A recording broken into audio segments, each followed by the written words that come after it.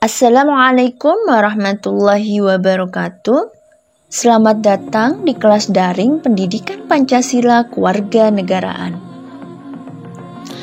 Apa kabar anak-anakku sekalian? Semoga semuanya dalam kondisi sehat walafiat. Apabila ada yang sakit, semoga Allah angkat segera penyakitnya. Amin ya rabbal alamin. Nah, hari ini kita akan membahas tentang menganalisis tata kelola pemerintahan yang baik. Berbicara tentang good governance atau tata pemerintahan yang baik ini menjadi mimpi banyak orang di Indonesia. Meskipun tingkat pemahaman tentang good governance itu berbeda pada setiap orangnya, walaupun demikian setidaknya mereka meyakini bahwa dengan good governance akan tercipta kualitas pemerintahan yang lebih baik. Nah, jadi anak-anakku sekalian, harapannya dengan praktik good governance, kualitas pelayanan publik itu semakin baik. Angka korupsi menjadi semakin rendah, pemerintahan menjadi semakin peduli dengan kepentingan warganya. Nah, anak-anakku sekalian, Indonesia ini sebagai negara demokrasi menduduki kedaulatan tertinggi di tangan rakyat dan dilaksanakan menurut Undang-Undang Dasar. Hal ini itu tercantum dalam Undang-Undang Dasar Negara Republik Indonesia tahun 1945 pasal 1 ayat 2. Kalian bisa lihat di slide-nya ya nak ya. Pasal 1 ayat 2, karena kedaulatan berada di tangan rakyat, sudah seharusnya negara memfasilitasi keterlibatan warga dalam proses kebijakan publik. Nah, anak-anakku sekalian, adanya keterlibatan rakyat dapat mewujudkan good governance-nya tadi. Nah, jadi anak-anakku sekalian, good governance itu sangat penting bagi kehidupan bangsa dan negara. Nah, jadi kita itu semuanya haruslah memahami konsep ini. Lantas, apa sih pengertian dari good governance itu? Nah, membicarakan konsep good governance itu seringkali pengertiannya disamakan dengan konsep good governance dan clean governance. Nah, meskipun ketiga konsep tersebut memiliki beberapa persamaan, namun dalam berbicara tentang konsep tata kelola pemerintahan, maka kita haruslah memakai konsep good governance. Nah, Ibu akan menjelaskan pengertian dari good governance tadi. Good governance adalah suatu penyelenggaraan manajemen pembangunan yang solid dan bertanggung jawab yang sejalan dengan prinsip demokrasi dan pasar yang efisien. Menghindari salah alokasi dana investasi dan pencegahan korupsi baik secara politik maupun administratif, menjalankan disiplin anggaran serta menciptakan legal and political framework bagi tumbuhnya aktivitas usaha. Nah, anak-anakku sekalian, dalam tata kelola pemerintahan yang baik itu terdapat 3 unsur pokok yang bersifat sinergis sebagai berikut. Yang pertama, unsur pemerintah yang dipercaya menangani administrasi negara pada suatu periode tertentu. Yang kedua, unsur swasta wirausaha yang bergerak dalam pelayanan publik. Yang ketiga, unsur warga masyarakat yang stakeholders. Nah, jadi anak-anakku sekalian, stakeholder ini terdapat 3 domain untuk menciptakan good governance-nya. Yang pertama, Pemerintah yang berperan menciptakan iklim politik dan hukum yang kondusif. Yang kedua, sektor swasta yang berperan menciptakan lapangan pekerjaan dan pendapatan. Yang ketiga, masyarakat yang berperan mendorong interaksi sosial, ekonomi, politik, dan mengajak seluruh masyarakat berpartisipasi. Nah, anak-anakku sekalian, pada praktiknya good governance, tata kelola pemerintahan yang baik ini merupakan bentuk pengelolaan negara dan masyarakat. Nah, ini harus bersandar pada kepentingan rakyat. Nah, jadi pemerintah dan masyarakat itu haruslah duduk bersama untuk membicarakan masalah-masalah yang dihadapi bersama dan sekaligus merencanakan bersama tentang sesuatu yang hendak dilakukan dan dikerjakan di masa mendatang. Nah, anak-anakku sekalian, ini menurut Laode ada tata kelola pemerintahan yang baik. Nah, di situ memiliki sejumlah ciri dan karakteristik sebagai berikut. Yang pertama, terwujudnya interaksi yang baik antar pemerintah, swasta, dan masyarakat. Nah, terutama bekerja sama dalam pengaturan kehidupan sosial politik dan sosial ekonomi. Yang kedua, komunikasi. Apa komunikasi itu? Nah, menurut Laode, komunikasi yakni adanya jaringan multisistem pemerintah, swasta, dan masyarakat yang melakukan sinergi untuk menghasilkan output yang berkualitas. Yang ketiga, proses penguatan diri sendiri.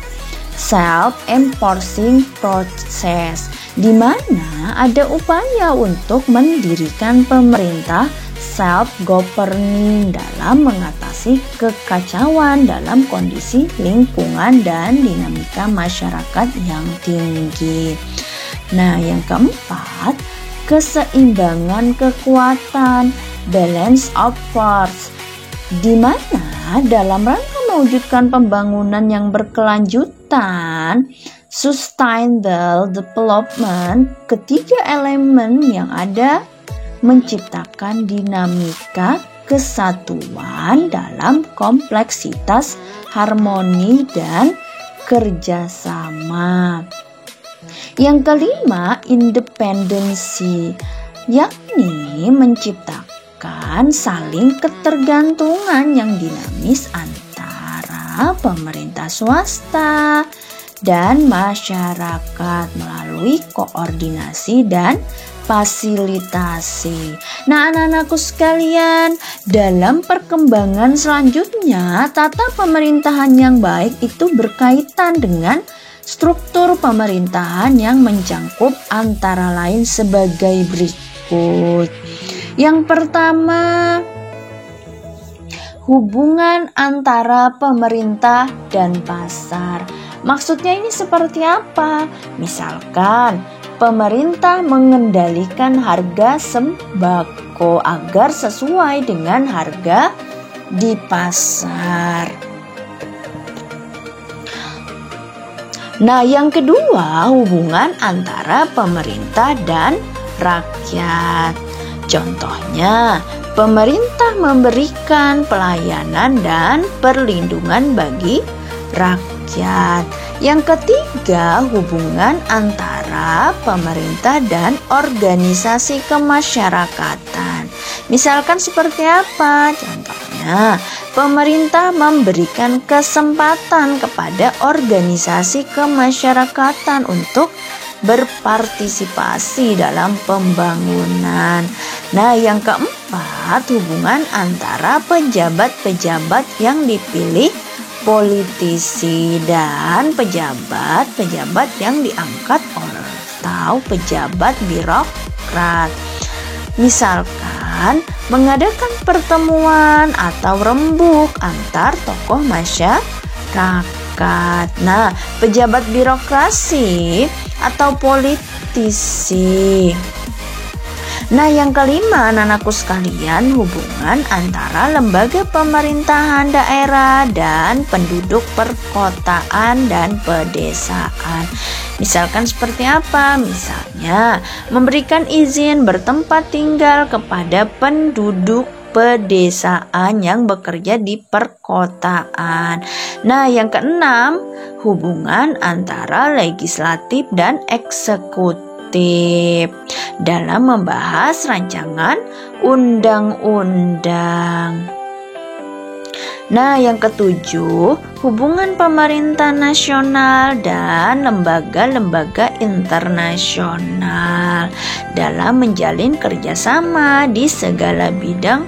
Untuk apa? Untuk kemajuan bangsa. Nah, anak-anakku sekalian, untuk mengimplementasikan tata kelola pemerintahan yang baik itu diperlukan beberapa persyaratan sebagai berikut. Nah, kalian bisa lihat di slide-nya ya. Anak-anakku sekalian, untuk mewujudkan good governance itu dimulai dengan membangun kesadaran bahwa setiap proses pencapaian keputusan dan pelaksanaannya merupakan tanggung jawab kita bersama. Nah, anak-anakku sekalian, meskipun sulit, namun semua pihak itu harus mampu mewujudkan suatu konsensus antara pemerintah, warga negara, dan sektor swasta bagi penyelenggaraan pemerintahan. Nah, konsensus ini anak-anakku sekalian diperlukan agar fungsi pemerintah dalam memberikan pelayanan demi kesejahteraan rakyat dengan sistem peradilan yang baik dan sistem pemerintahan yang dapat dipertanggungjawabkan kepada publik dapat terlaksana. Nah, anak-anakku sekalian, berbagai statement negatif terhadap pemerintah itu harus segera kita perbaiki. Kenapa? Karena hal ini sangat berpengaruh terhadap clean and good governance. Nah, adapun langkah-langkah menurut Effendi untuk memperbaikinya sebagai berikut. Yang pertama adalah integritas pelaku pemerintahan. Nah, anak-anakku sekalian, peran pemerintah ini sangat berpengaruh. Jadi, integritas dari para pelaku pemerintahan cukup tinggi sehingga tidak akan berpengaruh walaupun ada kesempatan untuk melakukan penyimpangan, misalkan korupsi. Mungkin di antara kalian itu masih ingat dengan mantan Menteri Jokowi terdahulu, yakni Ibu Susi Pujiastuti. Pada saat beliau menyelesaikan tugas sebagai seorang menteri, apakah ada penyimpangan yang dilakukan oleh seorang Ibu Susi Pujiastuti? Jelas tidak ada. Kok bisa? Ya, karena Ibu Susi Pujiastuti ini integritas beliau itu jelas diakui. Jadi pada saat beliau menjadi seorang menteri sangat amat bertanggung jawab dengan tugasnya beliau. Sehingga pengaruh sebesar apapun tidak mempan. Kenapa? Karena beliau memiliki integritas yang tinggi. Jadi sebesar apapun hantaman dari pengaruh dari luar itu tidak akan mempengaruhi Ibu Susi Pujiastuti karena integritas beliau ini sudah diakui tinggi. Nah, yang kedua adalah kondisi politik dalam negeri. Jangan menganggap lumrah setiap hambatan dan masalah yang dihadirkan oleh politik. Bagi terwujudnya good governance, konsep politik itu tidak kurang demokratis, itu berimplikasi pada berbagai persoalan di lapangan. Nah, anak-anakku sekalian, oleh karena itu tentu haruslah segera dilakukan yang namanya perbaikan. Yang ketiga, kondisi ekonomi masyarakat.